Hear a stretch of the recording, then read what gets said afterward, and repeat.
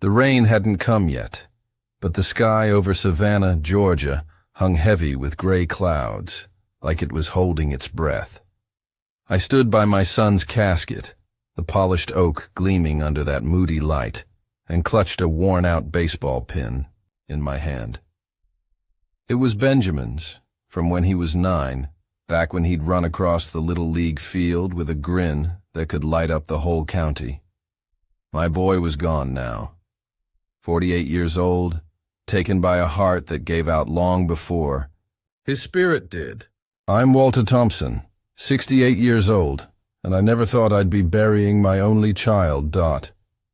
The cemetery was quiet, save for the soft shuffle of feet on wet grass. About 30 folks had come to say goodbye to Benjamin, their black umbrellas, dotting the green like somber flowers. I traced the edge of that baseball pin, its enamel chipped from years of being held, and tried to hold myself together. My boy had built something extraordinary in this town, a real estate empire from nothing. But all I could see was the kid who used to beg me to toss him one more pitch in the backyard. Vanessa, my daughter-in-law, stood at the head of the casket, playing the part of the grieving widow to perfection. Her black dress probably cost more than my old pickup truck, and her diamond earrings caught the dim light like tiny stars. She was 40, young enough to turn heads, but those sharp green eyes of hers didn't hold grief. They held calculation. I'd seen it before, in the way she'd talk about Benjamin's money, his properties, like they were already hers, Dot. The minister was talking about eternal peace, his voice steady despite the chill in the air, when Vanessa moved toward me. Her heels clicked on the stone path, each step deliberate. "Walter," she said, her voice low but loud enough for Mrs. Coleman and the Parkers to hear over the minister's words. She placed a manicured hand on my arm, nails painted a deep burgundy. "I hope you're not planning to stay in my house after today." The words landed like a slap. I felt my grip tighten on Benjamin's pin, the edges biting into my palm. A few mourners shifted uncomfortably, pretending they hadn't heard, but their eyes told a different story. Mrs. Coleman's gloved hand flew to her mouth, and old Henry, my friend since we were kids, narrowed his eyes at Vanessa.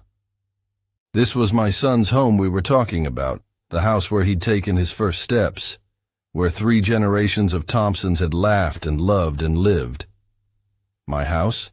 I said, keeping my voice steady, though my chest burned. "That's Benjamin's home, Vanessa." She smiled, a sharp little thing that didn't reach her eyes. "Was Benjamin's," she corrected, her tone dripping with something close to venom. "He left everything to me, Walter. The house, the business, the $30 million, everything." She leaned closer, her perfume sharp and expensive. "You're not welcome anymore. Find somewhere else to go." Mrs. Coleman gasped softly, and Henry stepped closer, his weathered face hard as oak. These folks had known Benjamin since he was a boy, watched him grow from a scrappy kid into a man who built homes for half the families in Savannah. They knew what that house meant to us. I swallowed hard, feeling the weight of their eyes, the weight of my grief. "We haven't heard the will yet," I said quietly, holding her gaze. Vanessa laughed, right there at my son's funeral, a sound that cut through the minister's prayer like a knife. "What's to hear, Walter? I'm his wife. Who else would he leave all that money to?" The minister faltered, his words stumbling, and the crowd went still. This was supposed to be a moment for Benjamin, for remembering his kindness, his drive. Instead, Vanessa was turning it into her stage. The minister tried to steer things back, talking about Benjamin's generosity, how he'd been a pillar of our community. But Vanessa cut in again, her voice smooth as silk. He always took care of his real family, she said, staring right at me. That's when it hit me. This wasn't just about money or grief. This was a performance carefully planned, right here in front of everyone who'd loved Benjamin. She wanted them to see her as the rightful heir, the queen of his legacy, while I was just the old man in her way. The dirt started falling on Benjamin's casket, each shovelful a fresh ache in my heart. Vanessa stood there, accepting condolences, with that practiced smile, while I felt like I was losing my boy all over again. I made a promise to myself, right there by his grave. Whatever game Vanessa was playing, she'd picked the wrong man to push around. The rain finally came as the crowd started to scatter, drops pattering on my old jacket. I stayed behind, just me and that fresh mound of earth. I set a single white camellia, Benjamin's mother's favorite flower, on his grave, right by the temporary marker. Across the cemetery, Vanessa's laughter floated through the drizzle, sharp and careless, as she chatted with a group of mourners. She was already spinning her story, the poor widow taking on the burden of wealth. My hands shook as I tucked the baseball pin into my pocket. Benjamin's last words to me, back in that Atlanta hospital room, echoed in my mind. Dad, I've made sure you're taken care of. I hadn't understood then. I thought he meant some small savings, maybe a life insurance policy. But standing there with Vanessa's laughter ringing in my ears, I started to wonder if my boy had seen this coming. The rain followed me from the cemetery, a soft drizzle tapping on the roof of my old Ford pickup as I drove away from Benjamin's grave. That baseball pin, tucked in my jacket pocket, felt heavier than it should have, like it carried every memory of my boy. I could still see him at 9, his gap-toothed grin as he swung at a pitch in our backyard, the Savannah sun turning his hair to gold. How did that kid become the man we just buried? How did 48 years slip through my fingers like sand? I'm Walter Thompson, 68 years old, and I've lived in Savannah my whole life. This town, with its moss-draped oaks and cobblestone streets, was where Benjamin grew up, where he dreamed bigger than the Georgia sky.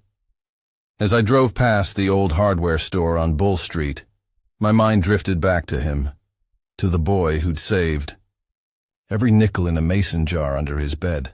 We weren't rich back then, far from it. There were nights when supper was just cornbread and beans, and Benjamin's mother, Clara, would count pennies at the kitchen table to make sure we'd have enough for the electric bill. But Benjamin, he never complained. Even as a kid, he had this fire in him, this quiet promise that he'd make things better. By the time he was 25, he'd done just that. I can still picture him standing in a cramped office above that hardware store, a folding table for a desk, papers scattered everywhere. Dad, he said, his eyes bright with ambition, I'm never going to let us scrape by again. He'd taken a $5,000 loan, every cent we could scrape together, and turned it into a real estate business that changed Savannah. Subdivisions sprang up across 3 counties, homes filled with families who owed their fresh start to my boy. He made his first million by 35, 10 million by 40. But it wasn't the money that drove him. It was the promise he'd made to himself, to me, to his mother's memory. He wanted to erase the sting of those penny-counting nights. But success came at a cost. Benjamin worked like a man possessed, 16-hour days, weekends spent sketching blueprints or meeting clients. I'd watch him sometimes, sitting in that leather chair in the den, his laptop glowing late into the night. You gotta slow down, son, I'd say, but he'd just smile, that same stubborn grin from when he was 9. I'm building something. That lasts, Dad. I didn't know then what he was really chasing. Maybe the shadow of those lean years, or maybe something deeper, something I couldn't name. The memory shifted, like a page turning. To April 2025. Atlanta's Piedmont Hospital, room 412. The smell of antiseptic hung heavy, and the beeping monitors were a constant reminder of time running out. Benjamin was a shell of himself by then, his broad shoulders shrunk to bones, his expensive suits replaced by a hospital gown. He'd lost so much weight, his wedding ring slipped on his finger, but his eyes, those were still my boys, fierce and alive despite the heart condition stealing him away. "Dad," he said, his voice barely above a whisper, gripping my hand, with fingers that felt too fragile. "I've taken care of you. Whatever happens, you're protected." I thought he meant some savings, maybe a small policy to keep me afloat. Benjamin had always been responsible, the kind of kid who'd hide $1 in my coat pocket when I wasn't looking, but there was something in his tone, a weight I didn't understand then. "Vanessa, she's not who I thought she was," he said, his eyes searching mine. I figured it out too late. I tried to brush it off. "You're tired, son. The medicine's talking." But he shook his head, insistent. "The will, Dad. I made sure you're safe. Promise me you'll fight if you have to." I promised, not knowing what I was agreeing to, thinking it was the pain or the drugs making him worry. But Benjamin was never one to speak without purpose. He died 3 days later, and I carried that promise like a stone in my chest. Back in the present, the rain had stopped, leaving the cemetery road slick and reflective. Vanessa's laughter from earlier still echoed in my mind, sharp and cold, like she was already rewriting Benjamin's story. I thought about the house. We'd lived in for 3 generations, its wraparound porch in Clara's garden, where white camellias still bloomed every spring.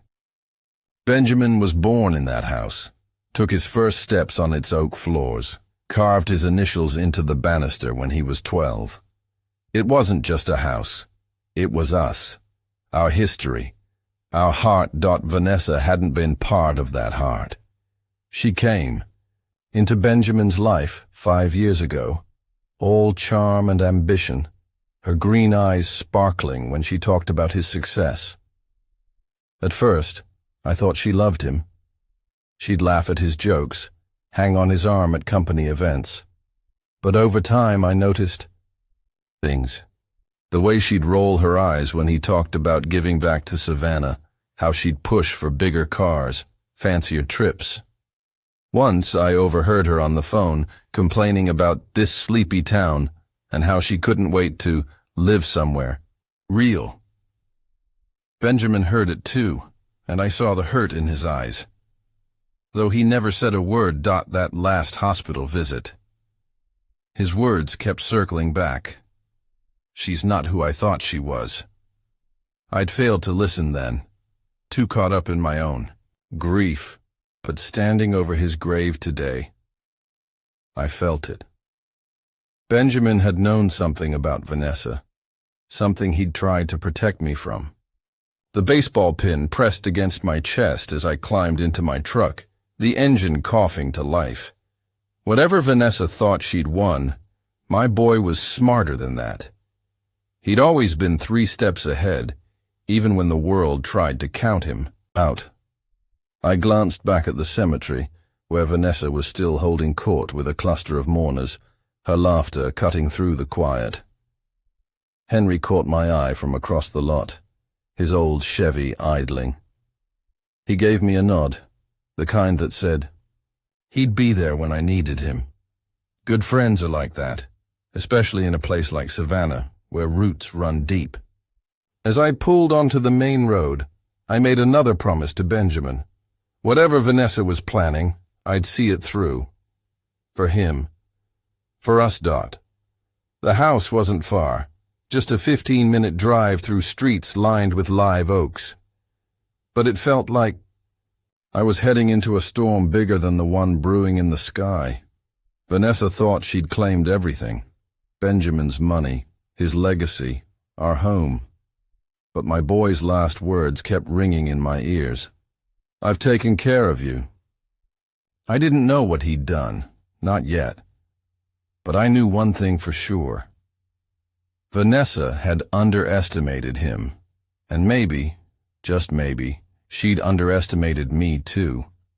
The drive from the cemetery to the house felt like crossing into enemy territory. Savannah's streets, lined with live oaks dripping with Spanish moss, usually brought me peace, but today they just carried me closer to a fight I didn't ask for. I'm Walter Thompson, 68 years old, and that house, our family home for 3 generations, was where I'd raised Benjamin, where his mother Clara's laughter still echoed in the halls, where every creak in the oak floors told a story. Now Vanessa was claiming it as her own, and I wasn't sure what hurt more, losing my son or watching his legacy get rewritten by someone who never really knew him. I pulled into the circular driveway behind a line of cars, gravel crunching under my tires. Vanessa's sleek BMW was parked front and center, like a trophy on display.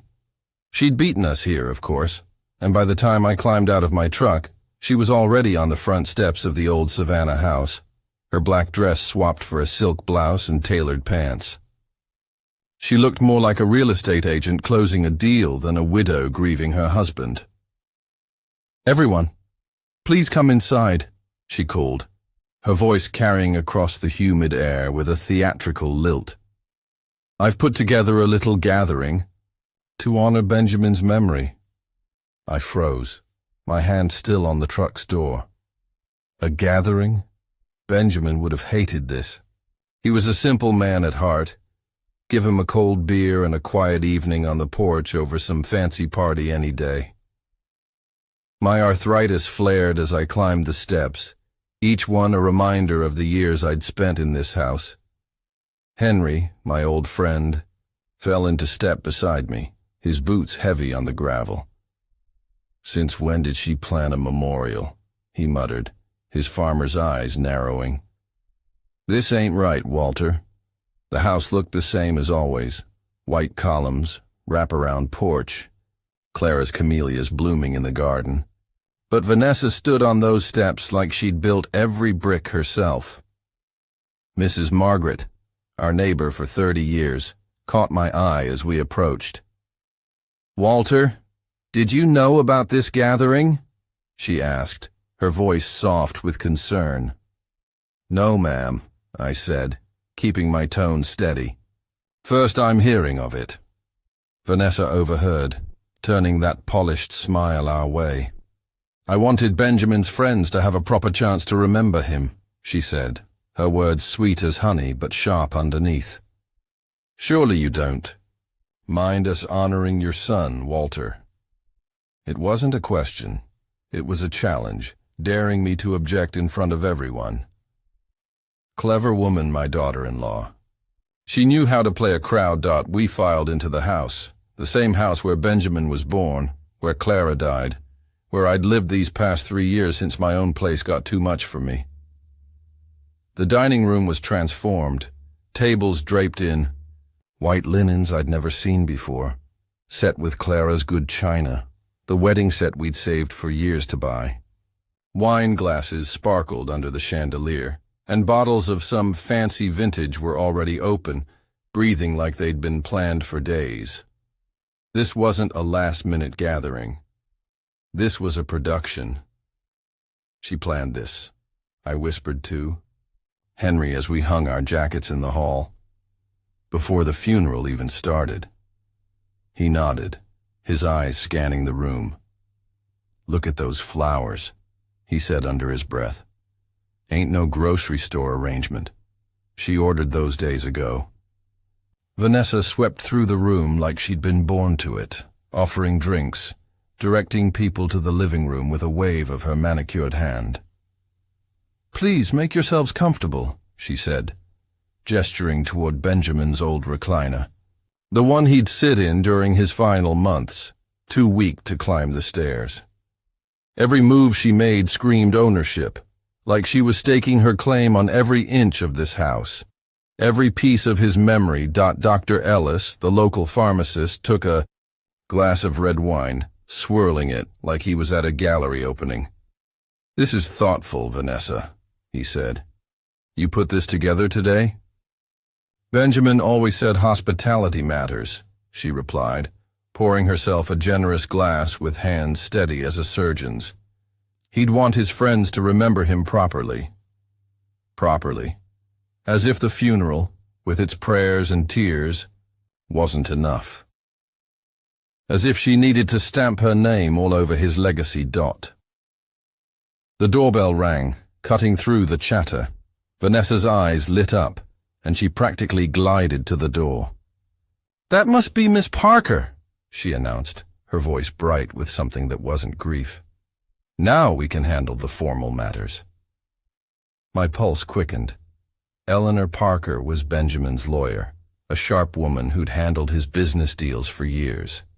If the will was being read, maybe I'd finally understand what Benjamin meant when he said he'd taken care of me.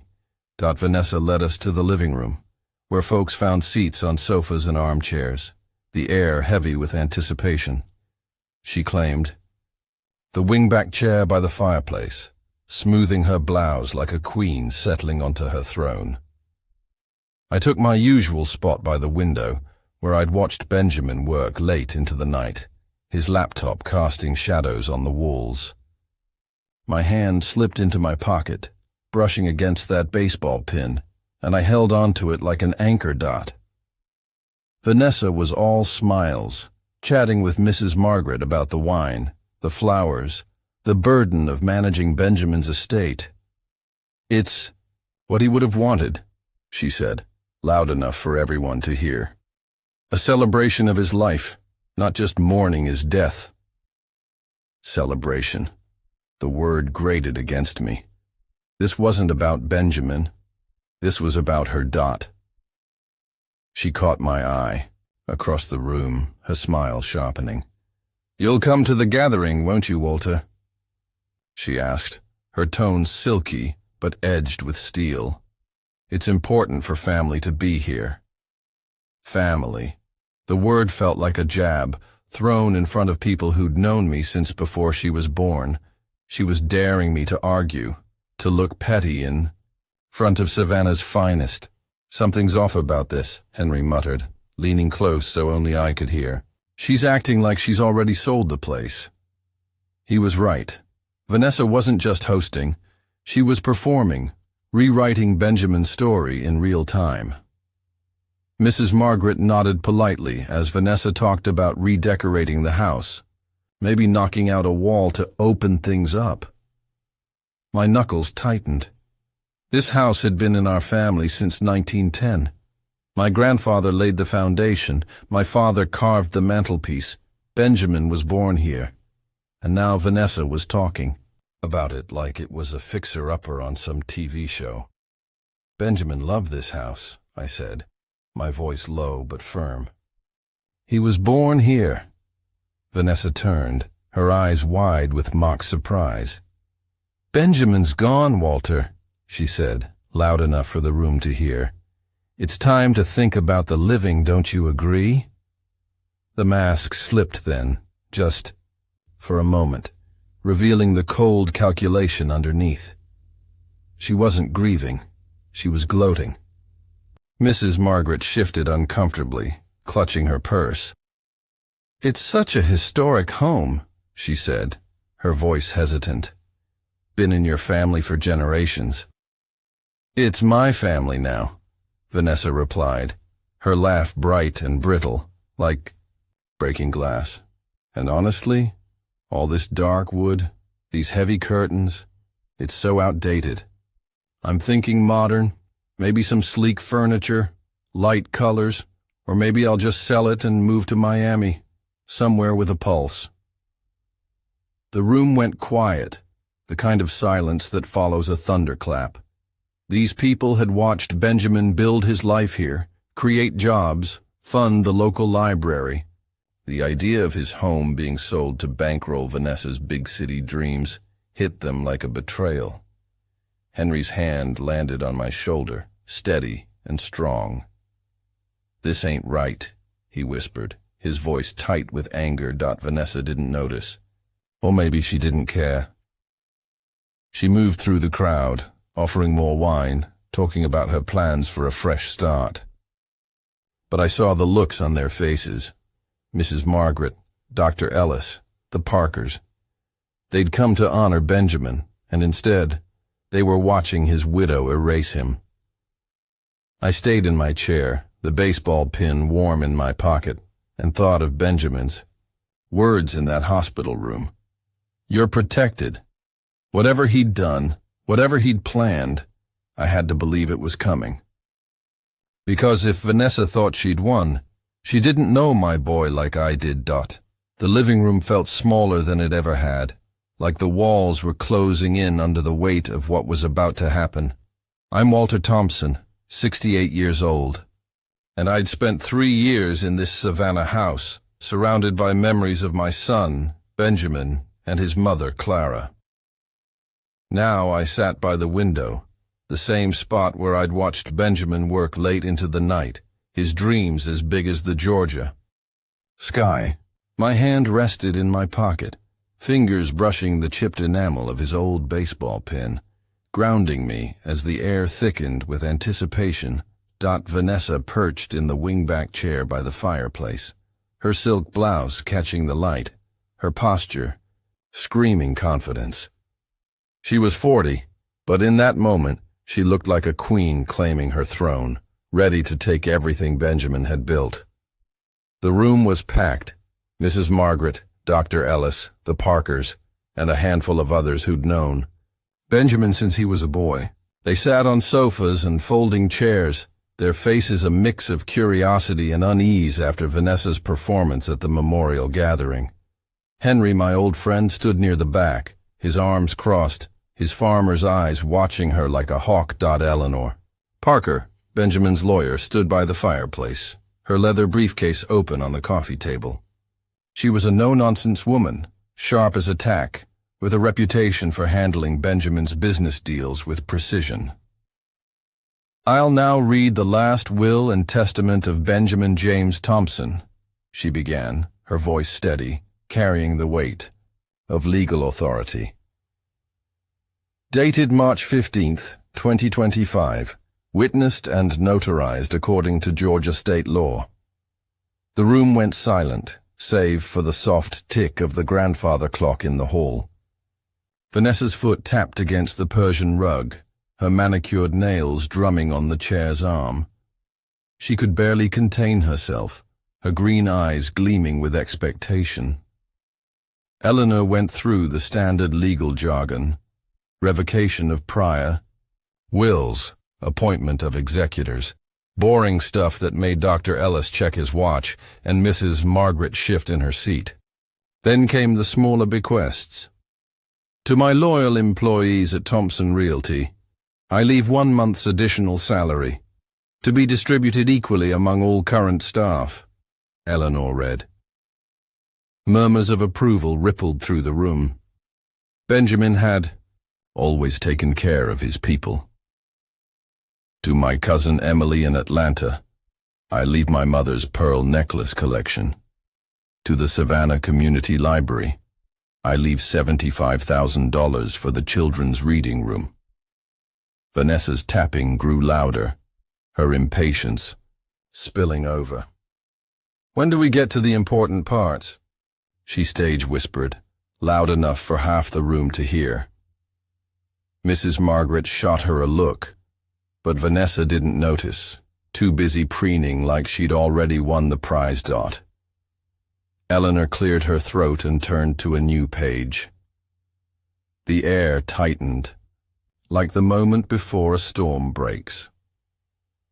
"To my beloved wife, Vanessa Marie Thompson, I leave the family home at 214 Laurel Street, along with its contents, and the sum of $30 million from my investment accounts." Vanessa shot up from her chair, a triumphant smile spreading across her face. "I knew it," she said, her voice ringing with victory. "I knew Benjamin took care of me." The room's reaction was mixed. Some offered polite smiles, others looked away, uncomfortable with her enthusiasm. Mrs. Margaret exchanged a glance with her husband, her lips pressed tight. "Even in grief, there were lines you didn't cross, and Vanessa was dancing all over them." I gripped the arms of my chair, the wood smooth under my palms. $30 million, plus the house. Benjamin had been generous. I'd give him that. But my heart sank heavy with the weight of what came next. "What about me?" I asked, my voice quieter than I meant it to be, hating that I had to ask at all. Eleanor's eyes met mine across the room, and something flickered there, something that made my pulse quicken. "To my father, Walter James Thompson," she read. "I leave all personal mementos, family photographs, my childhood baseball pin, and my grandfather's pocket watch." The silence stretched, thick and heavy. Photographs and a pin. After a lifetime of love, after helping Benjamin build his dreams, after 3 years under this roof, that's what I got. Vanessa's smile could have lit up the whole county. She turned to the room, accepting congratulations like she'd just won an election. "Benjamin always said he'd take care of me," she announced, her voice bright with triumph. "He was such a thoughtful husband," Mrs. Margaret nodded politely. "You're set for life now, dear," she said, but her tone was tight, like she was holding something back. "More than set," Vanessa laughed, sharp and careless. "I'll never have to worry again." She moved through the crowd, clinking wine glasses, talking about her plans to modernize the house or sell it for a penthouse in Miami. I stayed in my chair, watching her performance with a growing clarity. This woman hadn't loved my son. She'd seen a ticket to a lifestyle, a fortune to claim. And Benjamin, my brilliant boy, had figured it out too late. But then Eleanor caught my eye again, her movements slow and deliberate as she packed her documents. She gave the slightest nod toward the kitchen, barely noticeable unless you were looking for it. "There's one additional clause," she said, her voice low, almost lost in the chatter of Vanessa's victory lap. "But that requires a private discussion." Vanessa didn't hear, too busy basking in her moment. But I heard, and for the first time since Benjamin's diagnosis, something like hope stirred in my chest. The formal reading was over, but the real business was just beginning. Folks started drifting toward the dining room, drawn by the spread Vanessa had set out. Crystal glasses, silver trays, food that looked like it belonged in a magazine. She raised a glass, commanding the room like a conductor. "To Benjamin," she said, "who always took care of those he loved most." The irony wasn't lost on me. She'd just inherited $30 million while I got a box of keepsakes, but her toast felt hollow, like she was toasting herself. Dr. Ellis swirled his wine, nodding. "This is exceptional, Vanessa. What vintage is this?"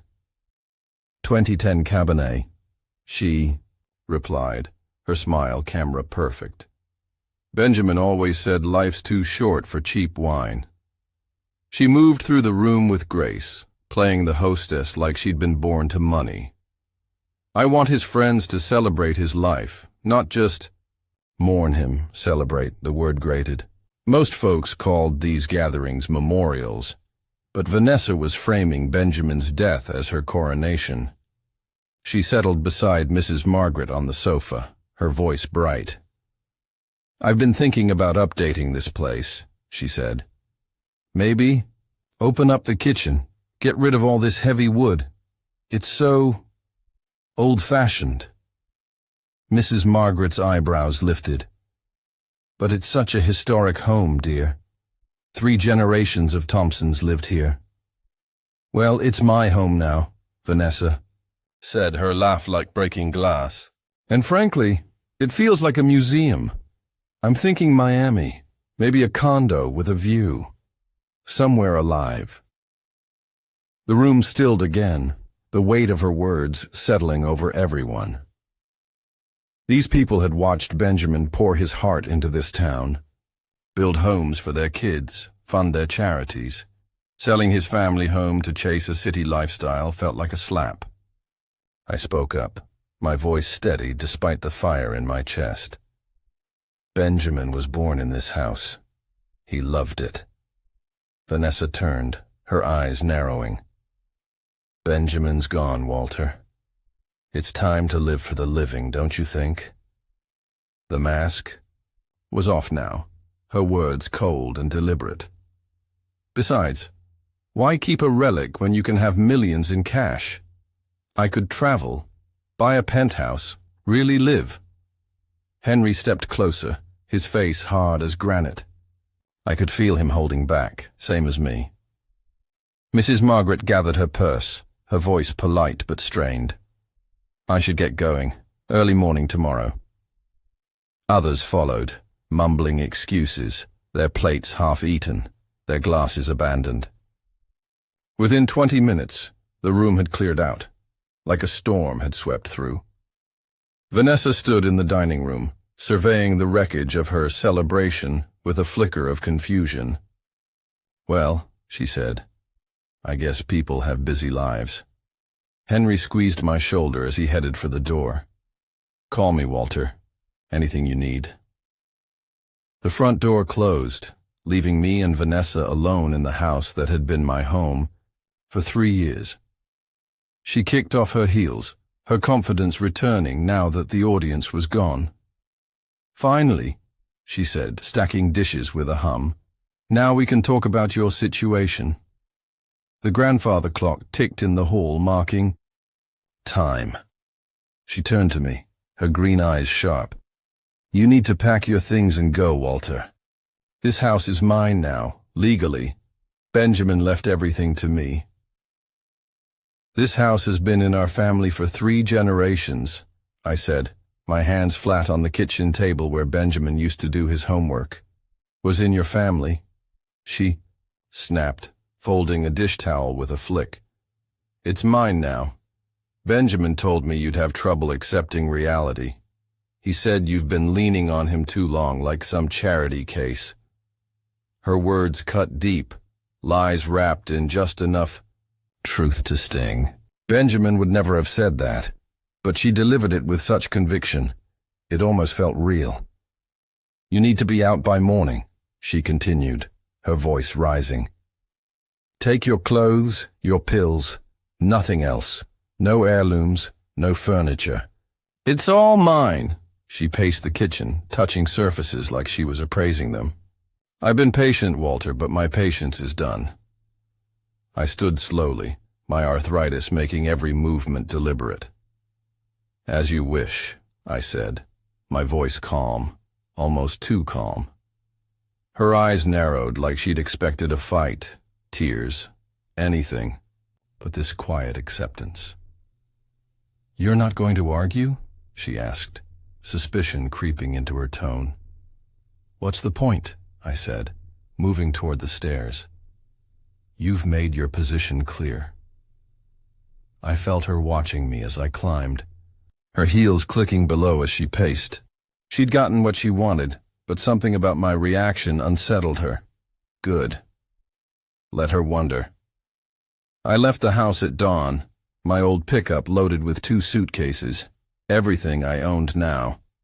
The Savannah sunrise painted the sky like a peach orchard, but I barely noticed.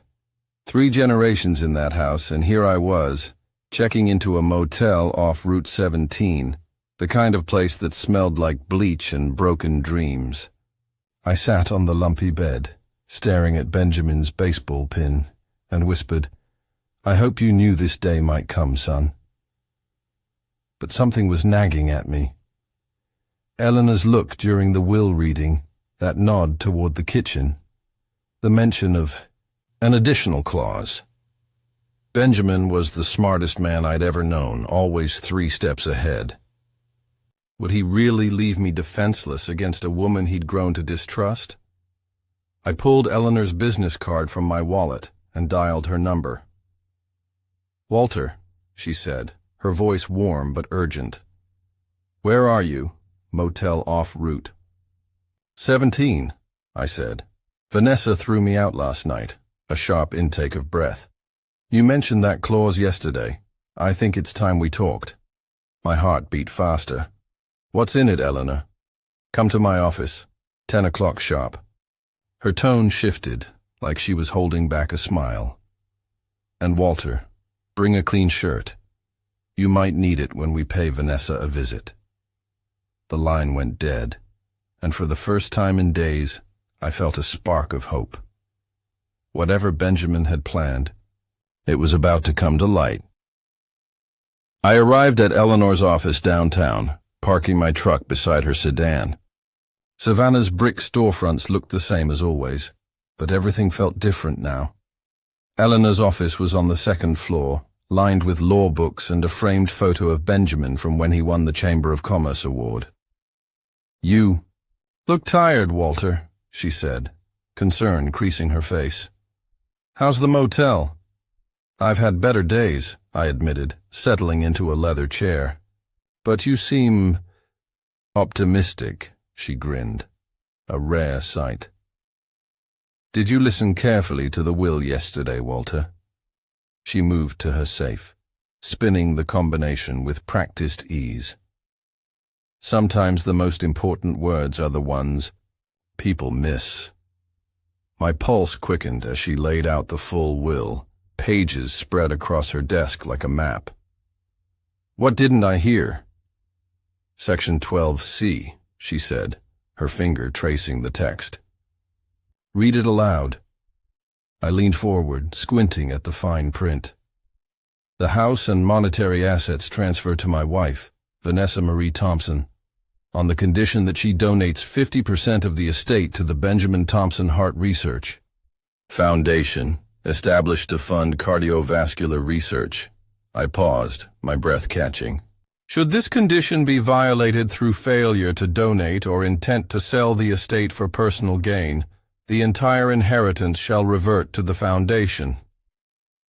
The room went quiet, save for the tick of Eleanor's desk clock. "Keep reading," she said. "If the condition is violated, my father, Walter James Thompson, shall be granted lifetime residency in the family home and serve as overseer of the foundation." My hands shook as I read. "Vanessa violated this last night," I said, my voice barely above a whisper. "She announced she's selling the house, moving to Miami." Eleanor nodded, her satisfaction clear. "She did it in front of witnesses. Walter.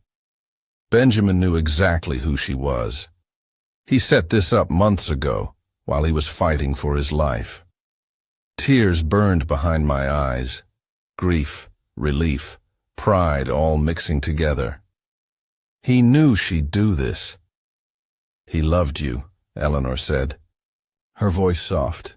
"He told me, Dad deserves to stay in our home, and I won't let Vanessa take that from him. He built this to protect you and his legacy." The weight of it hit me. While Benjamin was battling his heart condition, he'd been fighting, for me too, crafting a legal trap Vanessa walked right into. "What now?" I asked, wiping my eyes with the handkerchief I'd carried since Clara gave it to me. "We inform Mrs. Thompson," Eleanor said, stamping documents with her notary seal. "The inheritance is null as of last night. Ready to face her?" I straightened, feeling Benjamin's strength in me. More ready than I've been since this started. The Savannah afternoon light poured through the windows of the old house, painting the oak floors in shades of gold. "I'm Walter Thompson, 68 years old, and I stood on the porch of the home my family had called ours for 3 generations, clutching a folder of legal papers that felt like Benjamin's final gift. Eleanor Parker, his lawyer, rang the doorbell, her briefcase tucked under her arm, her face calm but resolute. My heart beat steady, not with anger, but with something closer to peace. Whatever happened next, my boy had made sure I'd be okay. The sound of Vanessa's heels clicked. Closer, sharp and quick, like she was already on edge. "I'm not expecting anyone," she called through the door. When it swung open, she stood there in designer jeans and a silk blouse, her hair in rollers, like she was prepping for a night out. Her green eyes locked on me, and fury flashed across her face. "Walter? What are you doing here? I told you to stay away." I kept my voice even, the way you do when you know the storm's already passed. "Vanessa, we've got something you need to see." Eleanor stepped forward, all business. "Mrs. Thompson, we need to discuss your husband's will. There's a part you may have overlooked." She held out the full document, pages crisp with legal seals, undeniable in their weight. Vanessa snatched it, her eyes narrowing. "The will was read yesterday. It's settled. You're trespassing." But her confidence faltered as she scanned the pages, recognizing the familiar bequests, Cousin Emily's pearls, the library donation. Then she hit Section 12C, and her hands started to shake. This is fake," she stammered, her voice rising. "This wasn't in the will." "It was," I said quietly. "You were too busy celebrating to hear it." Eleanor's tone was steady, unyielding. "Section 12C states that the estate transfers to you only if you donate 50% to the Benjamin Thompson Heart Research Foundation. Selling the estate for personal gain violates that condition. You announced your intent to sell last night, in front of witnesses." Vanessa's face drained of color, her eyes darting between us. "No, this is a trick. You forged this." But Eleanor was ready, producing the original document, notarized and pristine. Vanessa read the words aloud, her voice breaking. "Failure to donate. Entire inheritance reverts to the foundation." She sank into the wingback chair, the one she'd claimed as her throne yesterday, and covered her face. "This can't be happening." "It's already happened," Eleanor said. "The estate transfers to the foundation as of last night. Walter has lifetime residency rights and will oversee the foundation's work." Vanessa looked up, her eyes wide with desperation. "But I didn't mean it. I was just talking, planning." "I wouldn't have sold it." Her voice cracked, the bravado gone. "What if I apologize? What if I take it all back?" I sat in Benjamin's old recliner, the leather worn from his final months. "It's too late for that," I said, not cruelly, but firmly. "Benjamin knew who you were. He protected this house, his legacy, and me." I paused, letting the words settle. "But you can stay, Vanessa. Under my rules, respect, decency. This is a home, not a prize." She stared at me, defeated. "I'm sorry," she whispered, "for everything." "Sorry's a start," I said. "Respect is what matters now." I touched the baseball pin in my pocket, feeling Benjamin's presence like a warm hand on my shoulder. My boy had seen through her, built a fortress around what mattered most. The foundation would fund heart research, save lives, carry his name forward. And this house, with Clara's camellias and Benjamin's initials on the banister, would stand as a testament to our family. Eleanor packed her briefcase, her work done. "Justice has been served, Walter," she said, shaking my hand. "Benjamin would be proud." As she drove away, I looked at Vanessa, sitting small and quiet in the living room. We were equals now, two people bound by this house, by Benjamin's love. by the chance to do better. I learned something that day. Life's not about what you own. It's about what you leave behind. Benjamin didn't just leave me a house. He left me his heart, his fight, his belief that love outlasts greed. If you hold on to what matters, family, dignity, truth, no one can take it from you. Not even when they try. If this story moved you, please like this video, share your thoughts in the comments, and subscribe for more. Tell me, what's the time where you are right now?